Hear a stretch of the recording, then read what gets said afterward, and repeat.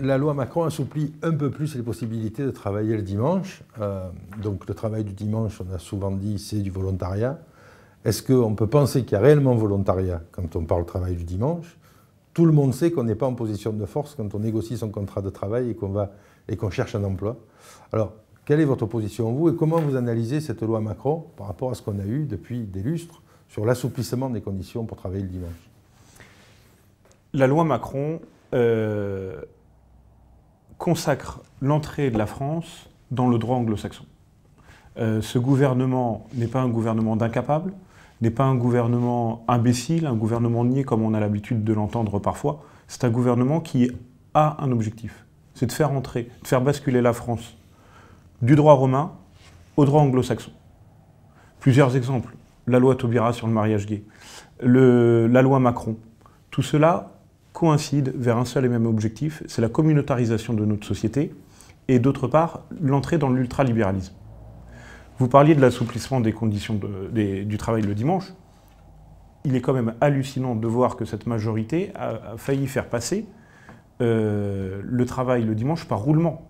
Souvenez-vous, lors des débats sur la loi Mallier de 2009, il avait été intégré au Code du travail le fait que le repos hebdomadaire était donné le dimanche dans l'intérêt du salarié.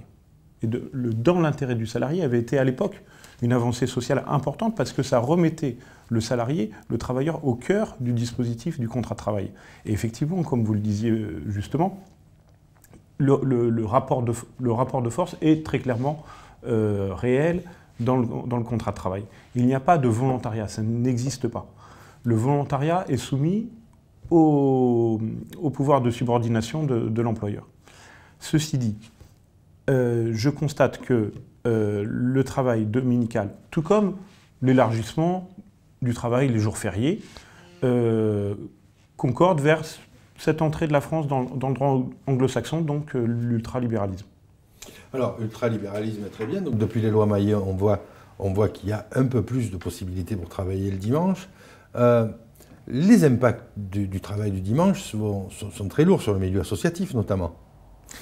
C'est lourd sur le milieu associatif, c'est lourd sur les familles, c'est lourd aussi sur les jeunes professionnels, qu'ils soient étudiants ou qui viennent d'intégrer le marché du travail, et aussi sur les personnes qui sont en difficulté dans notre société. Je pense notamment à cette femme que j'ai rencontrée dans le cadre de mon mandat, 45 ans, divorcée, 2 enfants, qui se retrouve à devoir travailler le dimanche, le seul moment où elle peut garder ses enfants, pour avoir un complément de salaire. Et c'est ces gens-là aujourd'hui qui sont impactés.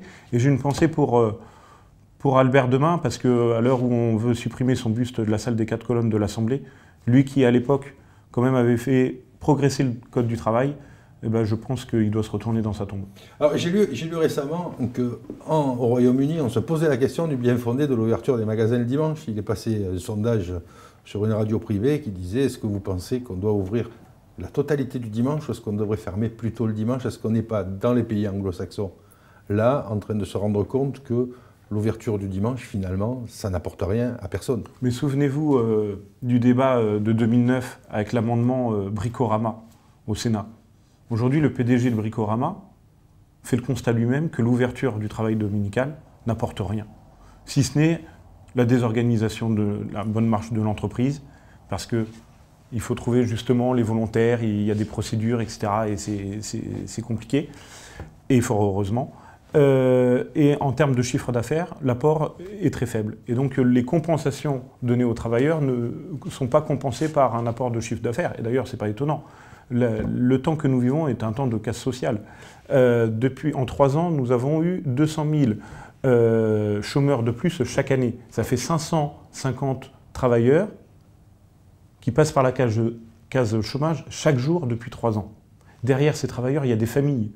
Il y a des enfants, ça veut dire des millions de Français impactés par cette crise économique. Comment voulez-vous qu'ils trouvent, entre guillemets, le pouvoir d'achat, ce fameux pouvoir d'achat, après lequel on court tant, pour aller dépenser leur argent le dimanche alors qu'ils n'en ont plus?